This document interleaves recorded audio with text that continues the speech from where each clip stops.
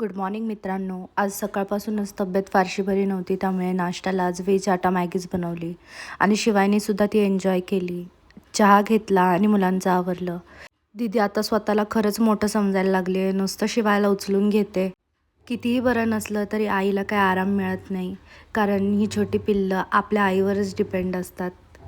तरीसुद्धा शिव मला टॉयज भरायला हेल्प करत होता. रात्री मला इतका ताप आला होता, त्यानंतर मी डॉक्टरकडे जाऊन गोळ्या वगैरे घेतल्या आणि झोपले.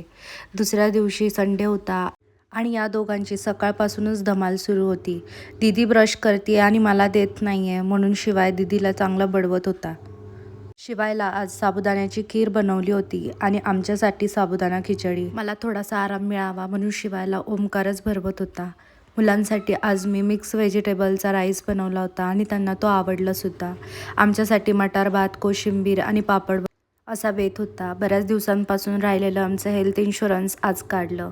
श्रीषा शिवायला छान गाडीवर खेळवत होती आणि आज आजी काकांनी सरप्राईज म्हणून श्रीषाचं प्री गिफ्ट सायकल आणली होती आणि शिवायलासुद्धा हा हत्ती आणला होता. पण हत्तीपेक्षा जास्त शिवायला दीदीच्या सायकलवरच खेळायचं होतं. पण दीदी काही त्याला सायकल देईना.